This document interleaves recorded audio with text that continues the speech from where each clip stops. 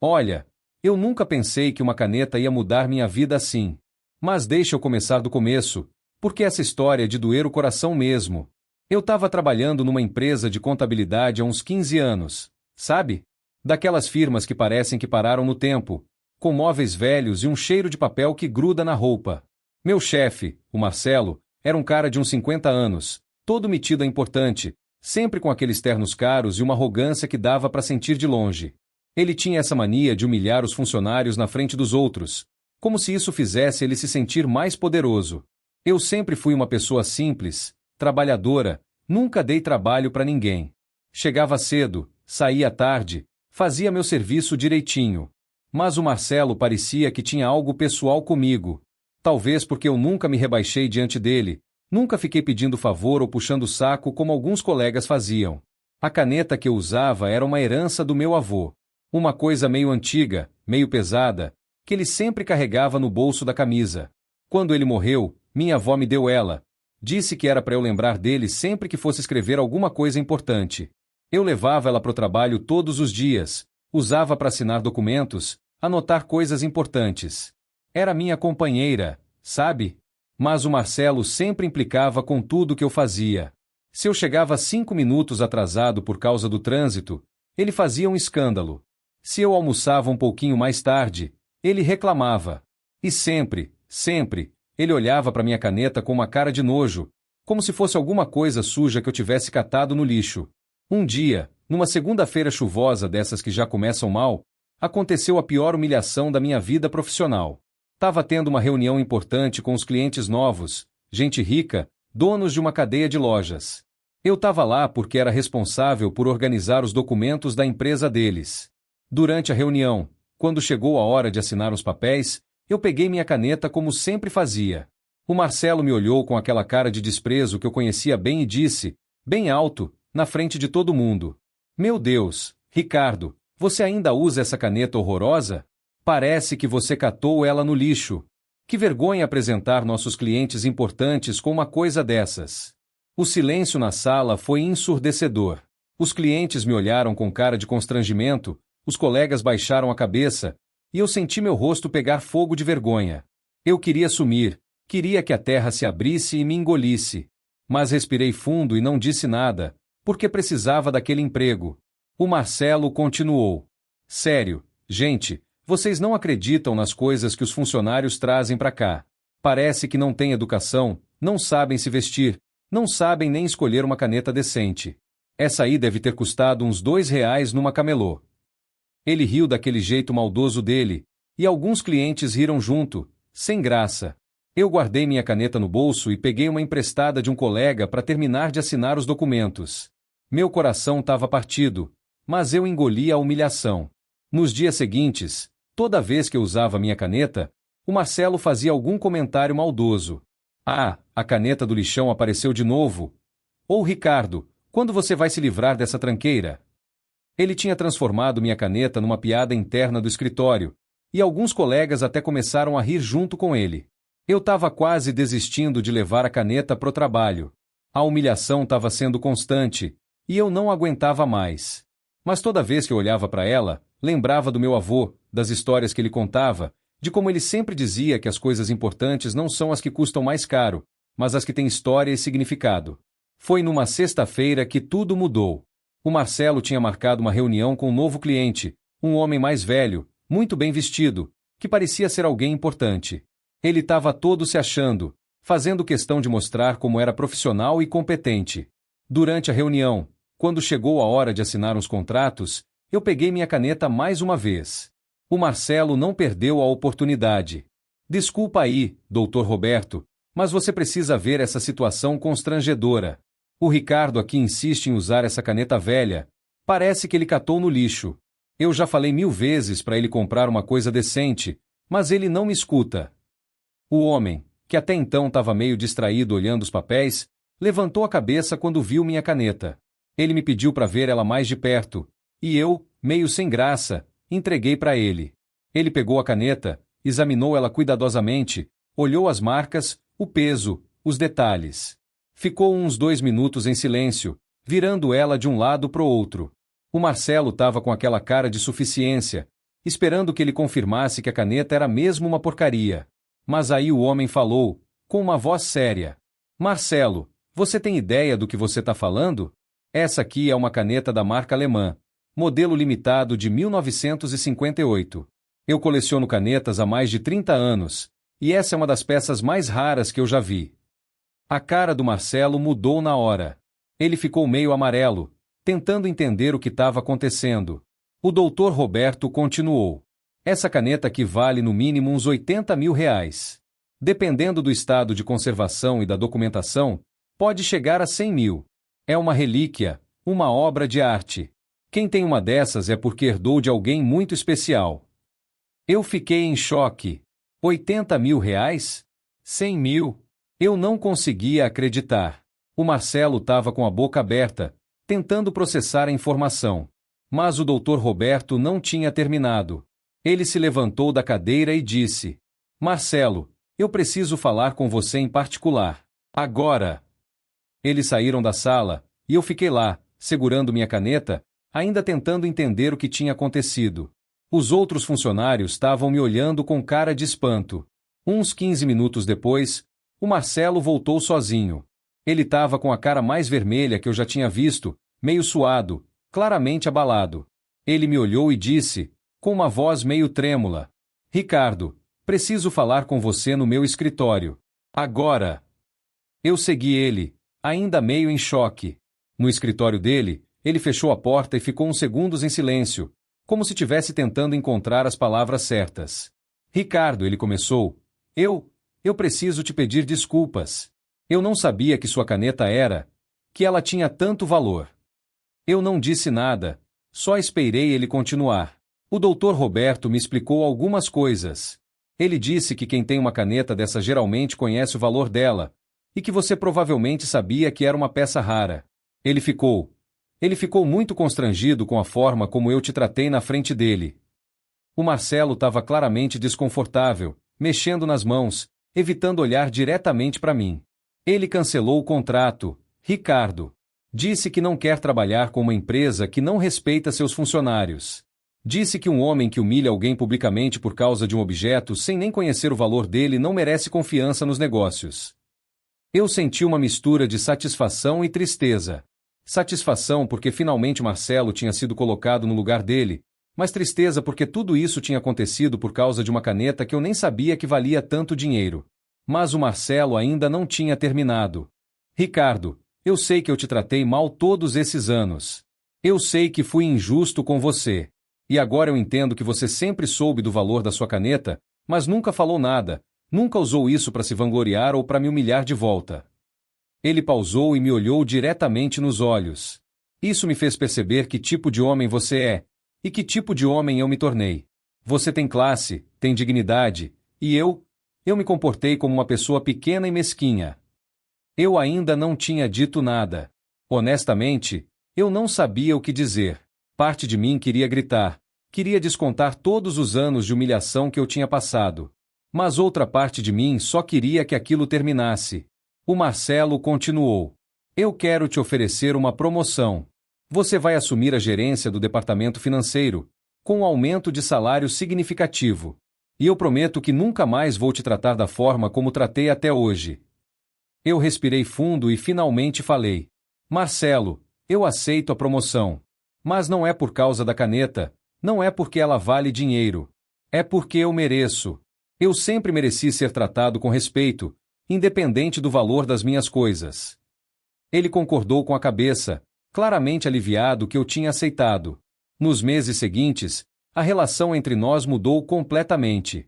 O Marcelo nunca mais me desrespeitou publicamente, nunca mais fez comentários maldosos sobre minhas coisas.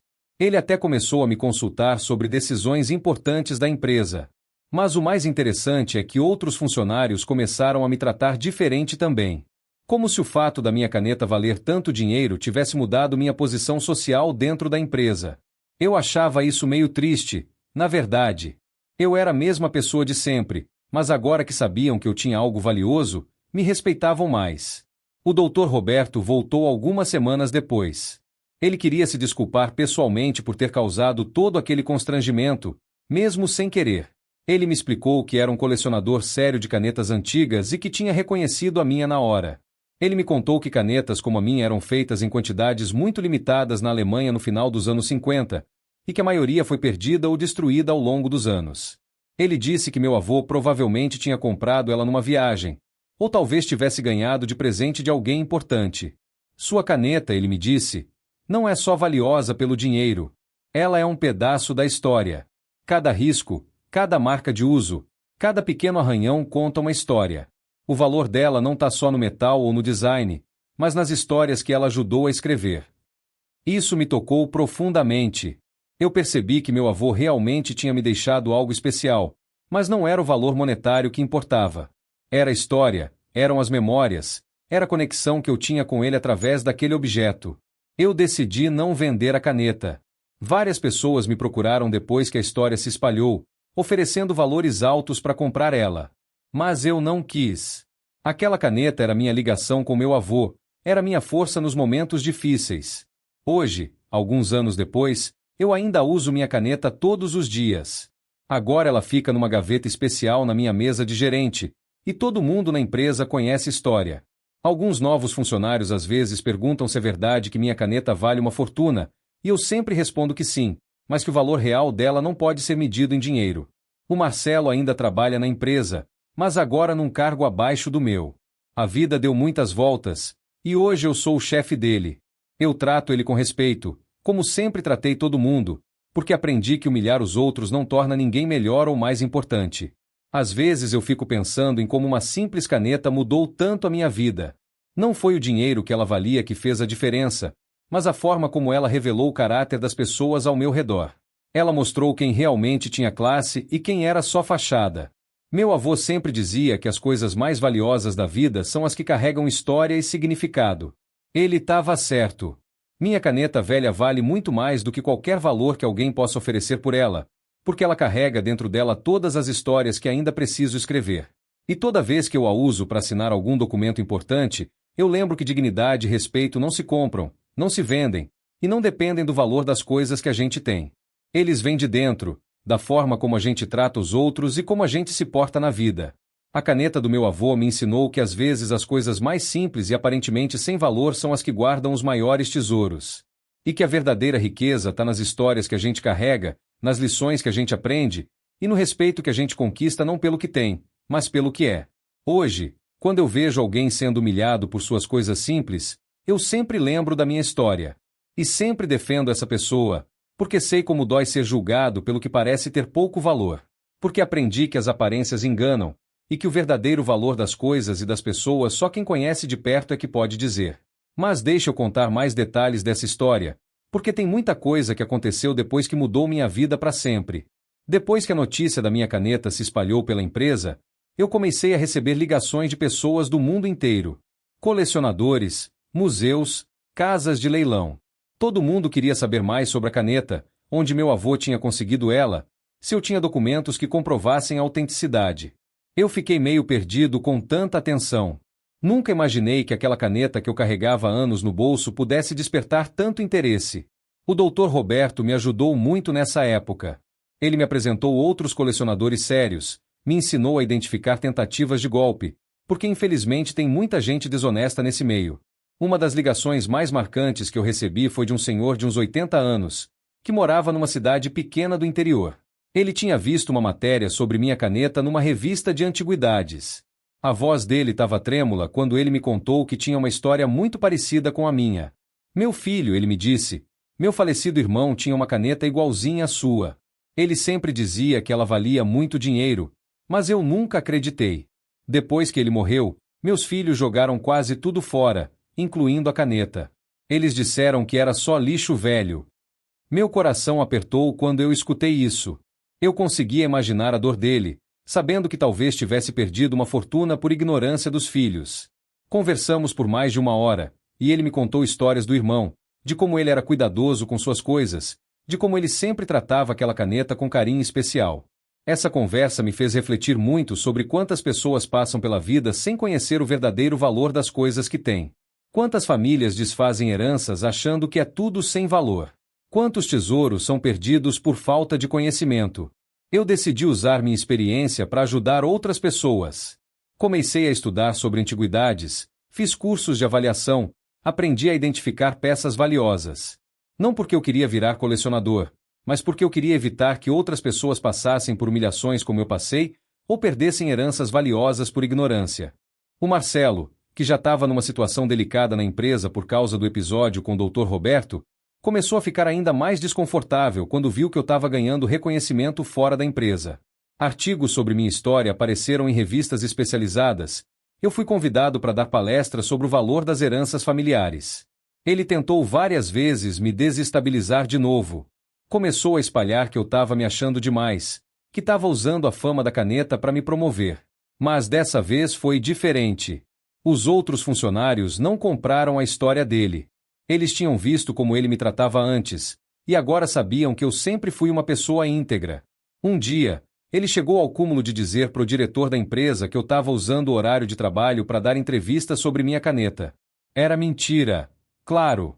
Todas as entrevistas que eu dava eram no meu horário de almoço ou depois do expediente. Mas ele estava desesperado para encontrar alguma forma de me prejudicar. O diretor, um homem justo que sempre me respeitou, chamou nós dois para uma conversa. Quando Marcelo começou a me acusar, ele o interrompeu e disse: Marcelo, você está sendo ridículo.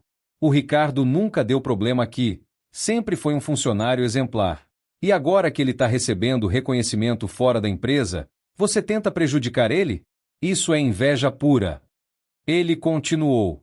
Além disso, Marcelo, a história do Ricardo está trazendo uma visibilidade positiva para nossa empresa.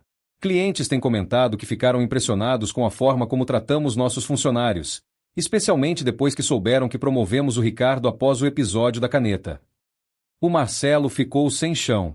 Ele não esperava que a situação fosse interpretada dessa forma. O diretor ainda disse que ele deveria se desculpar publicamente comigo, na frente de todos os funcionários, pelo tratamento que me deu ao longo dos anos. Eu vi o Marcelo engolir o orgulho e fazer a tal da desculpa pública. Foi meio constrangedor para todo mundo, mas foi necessário. Ele admitiu que tinha me tratado mal, que tinha sido injusto e que reconhecia minha competência profissional. Depois dessa situação, a dinâmica na empresa mudou completamente. Os funcionários mais novos começaram a me procurar para pedir conselhos, não só sobre trabalho, mas sobre vida. Eles viam em mim um exemplo de como manter a dignidade mesmo em situações difíceis. Eu comecei a perceber que minha história tinha se tornado maior do que eu imaginava. Não era mais só sobre uma caneta valiosa. Era sobre respeito, sobre não julgar as pessoas pelas aparências, sobre o valor das heranças familiares e das histórias que carregamos. Recebi um convite para participar de um programa de televisão sobre tesouros de família. Eu hesitei muito em aceitar, porque não queria que as pessoas pensassem que eu estava tentando me aproveitar da situação. Mas o Dr. Roberto me convenceu a participar. Ricardo, ele disse, sua história pode ajudar muitas famílias a valorizarem suas heranças. Quantas pessoas não têm objetos em casa que podem ter valor sentimental e até financeiro, mas não sabem? Eu participei do programa e foi uma experiência incrível. Conheci outras pessoas com histórias parecidas com a minha. Um senhor que descobriu que o relógio do avô dele era uma peça rara do século XIX. Um cara que tinha um isqueiro de bolso que pertenceu a um comandante da Segunda Guerra Mundial. Mas o que mais me marcou no programa foi conhecer um cara da minha idade que tinha passado por uma situação muito parecida com a minha. Ele trabalhava numa oficina mecânica e sempre levava a chave de fenda do bisavô dele para o trabalho. O patrão sempre implicava com a chave, dizia que era velha, enferrujada, que não prestava para nada. Um dia, um cliente que era especialista em ferramentas antigas reconheceu a chave e disse que era uma peça original alemã dos anos 30, que valia uma fortuna. O patrão ficou sem graça, e o cara descobriu que tinha nas mãos uma ferramenta de museu. Conversando com ele, eu percebi que nossa experiência tinha um padrão. Homens trabalhadores, simples, sendo humilhados por patrões arrogantes que julgavam o valor das coisas apenas pela aparência. E em todos os casos, a reviravolta acontecia quando alguém com conhecimento real aparecia e revelava o verdadeiro valor dos objetos. Isso me fez pensar sobre quantas vezes isso acontece na vida. Quantas pessoas são subestimadas, humilhadas, julgadas por suas aparências, sem que ninguém se dê ao trabalho de conhecer suas verdadeiras histórias. Depois do programa, eu recebi centenas de mensagens de pessoas contando suas próprias histórias. Gente que tinha sido humilhada no trabalho por usar roupas simples, por ter carros velhos, por morar em bairros populares.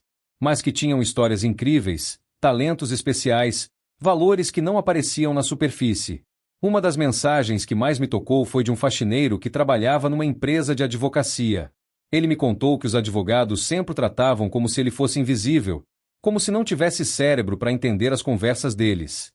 Mas ele tinha uma memória fantástica e sempre escutava as conversas deles. Um dia, ele percebeu que um dos advogados estava planejando roubar dinheiro de um cliente. Ele denunciou para o chefe da firma, que no começo não acreditou nele. Como um faxineiro pode entender de assuntos jurídicos? Ele pensou. Mas ele investigou, descobriu que ele estava certo, e o advogado foi demitido e processado. Essa história me fez perceber que minha experiência com a caneta tinha um significado muito mais profundo. Não era só sobre um objeto valioso. Era sobre como a sociedade trata as pessoas que parecem simples ou sem importância. Eu comecei a usar minha nova posição na empresa e a visibilidade que ganhei para defender outros funcionários que estavam sendo maltratados. Sempre que eu via alguém sendo humilhado ou desrespeitado, eu intervinha. Não de forma agressiva, mas firme. Um dia, presenciei uma situação que me lembrou muito do que eu passei. Um funcionário novo, o Carlos, tinha chegado de uma cidade do interior para trabalhar como auxiliar administrativo. Ele era um cara simples, com sotaque caipira, que sempre usava roupas bem humildes. O Marcelo, que mesmo depois de tudo ainda não tinha aprendido a lição completamente, começou a implicar com o Carlos. Criticava a forma como ele falava, a roupa que usava, dizia que ele não tinha nível para trabalhar numa empresa como a nossa. Eu não aguentei. Chamei o Marcelo para uma conversa particular e disse: Marcelo, você não aprendeu nada com o que aconteceu comigo? Você está fazendo exatamente a mesma coisa que fazia comigo, humilhando um funcionário por causa da aparência dele. O Marcelo tentou se justificar. Mas, Ricardo, é diferente. O Carlos realmente não tem o perfil para trabalhar aqui. Ele é muito simples, não sabe se comportar. Eu respirei fundo e respondi: Marcelo, eu também era simples na sua opinião. E você viu no que deu. O Carlos pode ter histórias, talentos, valores que você não conhece. E mesmo que não tenha, ele merece ser tratado com respeito pelo simples fato de ser uma pessoa. Eu decidi investigar um pouco mais sobre o Carlos. Conversei com ele durante o almoço, perguntei sobre sua vida, sua família, seus sonhos. Descobri que ele tinha formação em administração, mas tinha vindo para a cidade grande porque queria ajudar a família financeiramente. Mais do que isso, descobri que ele tinha uma habilidade incrível com números. Ele conseguia fazer cálculos complexos de cabeça, tinha uma intuição fantástica para detectar erros em planilhas. Era um talento natural que ninguém tinha percebido porque estavam todos focados no sotaque dele e nas roupas simples. Eu propus para o diretor que o Carlos fosse transferido para o departamento financeiro, como meu assistente. Ele ficou meio hesitante no começo, mas confiou no meu julgamento. E eu estava certo. O Carlos se revelou um funcionário excepcional, com uma capacidade de análise que impressionava até os mais experientes. O Marcelo ficou furioso quando viu que o Carlos tinha sido promovido. Ele veio falar comigo, dizendo que eu estava exagerando, que estava vendo coisas onde não existiam. Ricardo, ele disse, você está confundindo as situações. Sua caneta realmente valia dinheiro. Mas isso não significa que toda pessoa simples tem algum tesouro escondido. Eu olhei para ele e respondi: Marcelo, você está certo. Nem toda pessoa simples tem um objeto valioso. Mas toda pessoa tem valor em si mesma. E é isso que você nunca entendeu. O problema nunca foi você não saber que minha caneta valia dinheiro. O problema sempre foi você achar que isso te dava o direito de me humilhar. Essa conversa marcou um ponto de virada definitivo na nossa relação. O Marcelo finalmente entendeu que a questão não era sobre dinheiro ou objetos valiosos. Era sobre dignidade humana. Nos meses seguintes, vi uma mudança real no comportamento dele. Ele começou a tratar todos os funcionários com mais respeito, independente da posição que ocupavam. Ainda não era a pessoa mais carinhosa do mundo, mas pelo menos tinha parado de humilhar os outros. O Carlos se tornou um dos meus melhores colegas na empresa. Ele sempre me agradecia por ter acreditado nele quando ninguém mais acreditava. Mas eu sempre dizia que ele não precisava me agradecer. Ele tinha o talento, eu só ajudei a revelar ele. Um dia, o Carlos me trouxe um presente. Era uma caneta simples, baratinha, dessas que se compra em qualquer papelaria. Junto com a caneta, ele me deu um bilhete que dizia: Ricardo, essa caneta não vale nada em dinheiro. Mas para mim ela vale tudo, porque foi com uma caneta que você assinou minha transferência para o seu departamento. Obrigado por me ensinar que o valor das pessoas não se mede pelas aparências. Eu fiquei emocionado com o gesto dele. Guardei aquela caneta simples junto com minha caneta valiosa, porque as duas representavam lições importantes sobre valor e dignidade.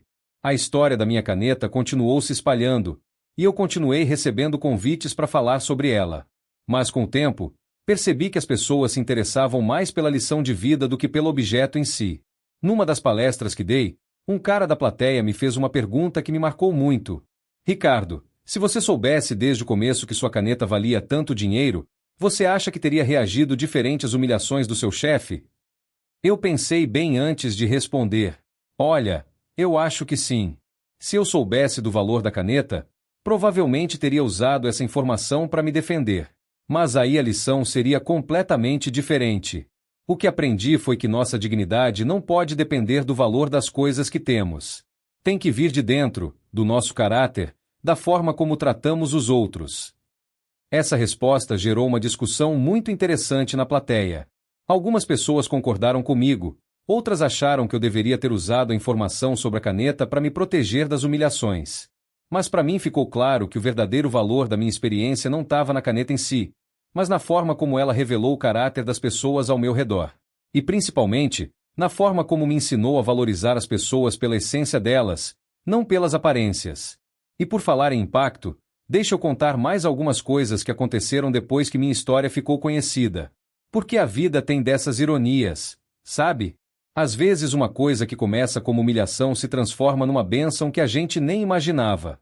Uns 6 meses depois do episódio com Marcelo, eu recebi uma ligação que mudou minha perspectiva sobre tudo. Era de uma produtora de documentários que queria fazer um filme sobre histórias de objetos que mudaram a vida das pessoas. Eles tinham lido sobre minha caneta numa revista e queriam que eu participasse. No começo eu fiquei meio receoso. Não queria virar uma pessoa que vive falando da mesma história, sabe? Mas quando eles me explicaram o conceito do documentário, eu fiquei interessado. Não era só sobre objetos valiosos, mas sobre como as coisas que herdamos da família carregam histórias e significados que vão muito além do valor monetário. Eles me contaram sobre outros participantes do documentário. Tinha um cara que herdou um relógio do bisavô que foi feito com ouro extraído pelos próprios antepassados dele durante a corrida do ouro. Tinha um homem que guardava uma foto amarelada do bisavô que foi um dos fundadores da cidade onde ele morava. Tinha um senhor que tinha uma receita de cachaça escrita à mão pelo tataravô, que tinha virado tradição na família há mais de 100 anos. Quando eu ouvi essas histórias, percebi que minha caneta fazia parte de algo muito maior.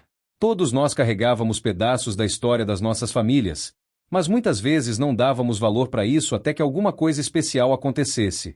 Durante as gravações do documentário, eu tive que voltar à casa da minha avó, que ainda estava viva na época.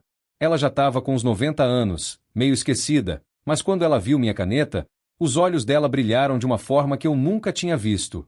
Ah, a caneta do seu avô, ela disse, segurando ela com muito cuidado. Você sabe como ele conseguiu essa caneta? Eu disse que não sabia, e ela começou a contar uma história que eu nunca tinha escutado antes. Seu avô trabalhava numa fábrica de peças para carros quando era jovem. Era um trabalho pesado, mal pago, mas ele era muito esforçado. O dono da fábrica era um alemão que tinha vindo para o Brasil depois da guerra. Um homem muito culto, que sempre carregava canetas caras. Ela pausou para tomar um gole de água e continuou. Um dia, o alemão deixou cair uma caneta no chão da fábrica, e ela quebrou. Seu avô pegou os pedaços e, no fim de semana, conseguiu consertar ela perfeitamente. Ele estudou o mecanismo, entendeu como funcionava e deixou ela nova em folha. Minha avó sorriu ao lembrar. Quando seu avô devolveu a caneta consertada, o alemão ficou tão impressionado que quis saber onde ele tinha aprendido a mexer com mecanismos tão delicados. Seu avô disse que tinha aprendido sozinho, que sempre gostou de entender como as coisas funcionavam. Ela continuou a história. O alemão ficou tão impressionado que ofereceu um emprego melhor para o seu avô, como supervisor na fábrica. E como agradecimento pelo conserto da caneta, Ele deu essa outra caneta para ele. Disse que era uma caneta especial, que ele tinha ganhado de presente na Alemanha antes de vir para o Brasil. Eu fiquei emocionado escutando essa história. Meu avô nunca tinha me contado isso.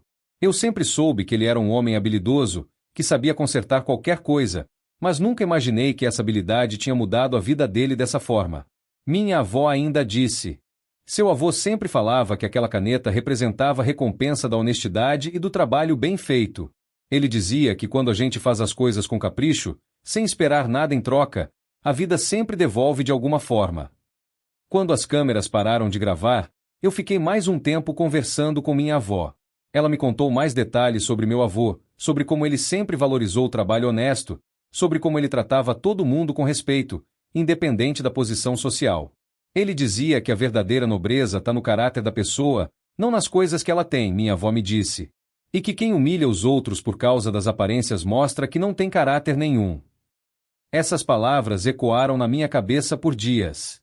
Era como se meu avô tivesse previsto o que ia acontecer comigo e tivesse deixado a caneta não só como herança, mas como uma lição sobre dignidade e respeito. O documentário foi lançado alguns meses depois e teve uma repercussão muito maior do que eu esperava. Passou em vários canais de televisão, foi exibido em festivais de cinema, e até ganhou um prêmio de melhor documentário sobre patrimônio cultural. Depois da exibição do documentário, minha vida mudou de uma forma que eu nunca imaginei. Comecei a receber convites para dar palestras em escolas, empresas, associações. Todo mundo queria ouvir não só a história da caneta, mas as lições que eu tinha aprendido sobre respeito e dignidade. Uma das palestras que mais me marcou foi numa escola técnica numa periferia da cidade. Os alunos eram jovens de família simples. Muitos deles trabalhavam para ajudar em casa, estudavam à noite. Quando eu cheguei lá, percebi que alguns professores olhavam para os alunos com o mesmo desprezo que o Marcelo olhava para mim. Durante a palestra, contei minha história toda, desde as humilhações até a descoberta do valor da caneta. Mas o que mais enfatizei foi que o verdadeiro valor não estava no dinheiro, mas nas lições que aprendi. No final, um aluno levantou a mão e disse: Professor Ricardo, o senhor acha que um cara pobre pode ter dignidade? A pergunta me pegou de surpresa, mas ao mesmo tempo me fez entender por que eu estava ali. Meu jovem, respondi, dignidade não tem preço. Não se compra, não se vende, não depende de quanto dinheiro você tem no banco. Dignidade vem da forma como você trata as pessoas, da honestidade nos seus atos, do respeito que você tem por si mesmo e pelos outros. Eu olhei para a sala e continuei. Meu avô era um operário de fábrica. Nunca teve muito dinheiro. Mas ele tinha tanta dignidade que impressionou um patrão alemão educado e culto. A dignidade dele abriu portas que o dinheiro sozinho nunca teria aberto. Depois da palestra, vários alunos vieram conversar comigo. Muitos me contaram que eram humilhados na escola por usar roupas simples, por ter material escolar barato, por não ter celular de última geração. Eu conversei com cada um, tentando passar a mensagem de que eles valiam muito mais do que qualquer objeto que pudessem ter. Um aluno em particular me tocou muito. Ele se chamava Bruno, tinha uns 17 anos, e trabalhava numa oficina depois da aula para ajudar o pai. Ele me contou que os colegas de turma dele sempre faziam piadas com o uniforme dele, que era meio velho e remendado. Eu fico com vergonha de ir para a escola às vezes, ele me disse. Parece que todo mundo está olhando pro meu uniforme, pro meu tênis furado, pro meu material escolar emprestado. Eu olhei nos olhos dele e disse: Bruno, você trabalha e estuda. Você ajuda seu pai. Você tem responsabilidade e determinação. Isso vale muito mais do que qualquer roupa de marca ou tênis novo. Quem ri de você por causa das suas roupas está mostrando que não tem caráter para reconhecer o seu valor. Conversei com ele por quase 1 hora, tentando fortalecer a autoestima dele. Quando ele foi embora, eu vi nos olhos dele uma faísca diferente, como se ele tivesse entendido que valia muito mais do que pensava. 2 anos depois, recebi uma mensagem do Bruno. Ele tinha se formado no ensino técnico com as melhores notas da turma, tinha conseguido um emprego numa empresa de engenharia e estava cursando engenharia mecânica à noite numa universidade pública. Na mensagem, ele dizia: Professor Ricardo, nossa conversa mudou minha vida. Parei de ter vergonha de quem eu sou e comecei a ter orgulho da minha história. Hoje eu sei que minha força vem das dificuldades que enfrentei, não das coisas que eu tenho ou deixo de ter. Essa mensagem me emocionou tanto que eu chorei. Percebi que minha história tinha se tornado algo muito maior do que eu imaginava. Não era mais sobre uma caneta valiosa. Era sobre mostrar para as pessoas que elas têm valor independente das circunstâncias. Voltando à empresa, as coisas também continuaram mudando. O Carlos, que eu tinha ajudado a ser promovido, se tornou um dos funcionários mais respeitados da empresa. Ele tinha uma facilidade incrível para lidar com números e análises financeiras que impressionava até os mais experientes. Um dia, ele me procurou todo empolgado para me contar uma novidade. Ricardo, você não acredita no que aconteceu. Lembra que você sempre dizia que eu deveria estudar mais, fazer uma pós-graduação? Então, eu me inscrevi num curso de MBA em finanças, e adivinha? Consegui uma bolsa de estudos integral. Eu fiquei muito feliz por ele. O Carlos sempre foi esforçado, mas às vezes faltava autoconfiança. Depois que ele ganhou o respeito na empresa, ele começou a acreditar mais no próprio potencial. Durante o curso de MBA, o Carlos desenvolveu um projeto sobre inclusão financeira que chamou a atenção dos professores. O projeto propunha formas de ensinar educação financeira para pessoas de baixa renda, usando linguagem simples e exemplos práticos. Quando ele me contou sobre o projeto, eu fiquei orgulhoso. Era exatamente o tipo de iniciativa que fazia a diferença na vida das pessoas. E o melhor de tudo é que o projeto nasceu da própria experiência dele, de ter vindo de uma família simples do interior. O Carlos me convidou para assistir à apresentação final do projeto dele. Quando chegou o dia, eu fui lá e fiquei impressionado com a forma como ele se apresentou. Seguro, articulado, cheio de conhecimento técnico, mas sem perder a simplicidade que sempre foi a marca dele. Depois da apresentação, um dos professores se aproximou de mim e disse: "O Carlos me contou sua história, sobre como você acreditou nele quando ninguém mais acreditava. Quero que saiba que alunos como ele são raros. Ele tem conhecimento técnico, mas principalmente tem sabedoria de vida. Isso é muito valioso." Esse comentário me fez refletir sobre como pequenas ações podem ter grandes consequências. Se eu não tivesse defendido Carlos, se não tivesse acreditado no potencial dele, talvez ele nunca tivesse chegado onde chegou. Enquanto isso, o Marcelo continuava na empresa, mas numa posição cada vez mais isolada. Ele tinha parado de humilhar os funcionários abertamente, mas ainda mantinha uma atitude distante e fria com todo mundo.